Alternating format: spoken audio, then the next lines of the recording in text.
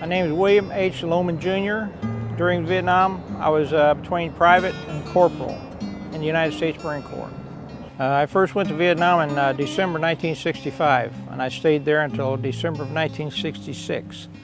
I returned to Vietnam in early March, 1st or 2nd of March, in 1968, and I remained there until May the 28th of 1969.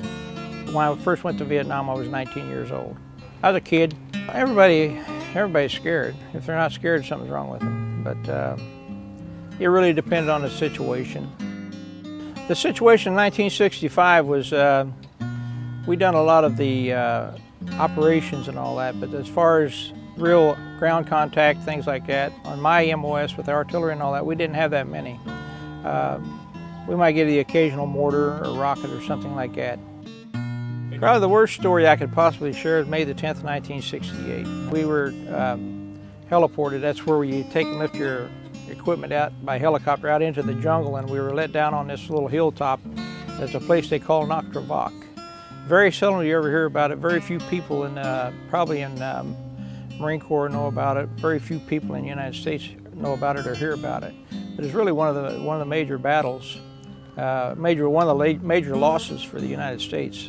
The morning of May 10th, about 3 o'clock in the morning, we were attacked by a battalion of NVA soldiers and all that, a mix of Viet Cong in with them. And we had moved to the top of this hill because it had a lot of action in the area. Maybe around the middle of the next day or whatever, we're still getting an occasional mortar or something in on top of us, but we evacuated the hilltop and all that by foot. And we went out through the jungle and finally got to the top of the hill and chopped out a helicopter pad and moved back to Cam Duc, which was under attack at that time also. So I joined the Marine Corps by accident.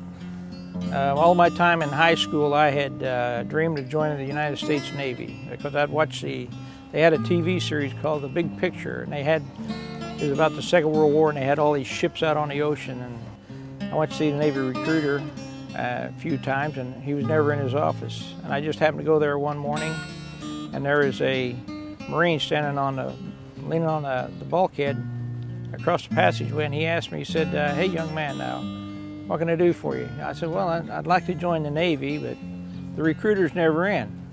And this Gunnery Sergeant Bill Beck, in his dress blue uniform, he said, "Come over and talk to me, we're part of the Navy."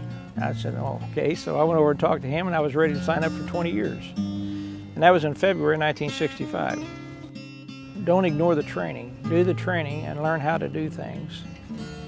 Go beyond what you know if you can possibly do it. You know, you're never going to have enough knowledge to go in. So the more knowledge you have when you go in, the better off you're going to be.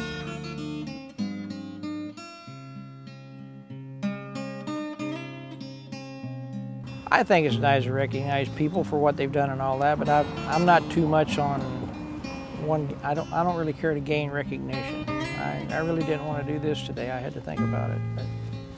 But I decided to do it. But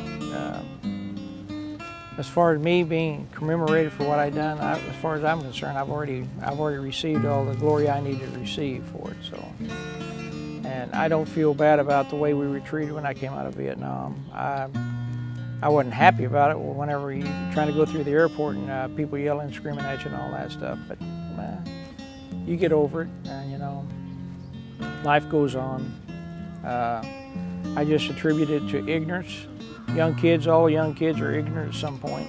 So even I was. There's a lot of things that I've done that I'm not proud of, but I done them. So just do my best to get over it.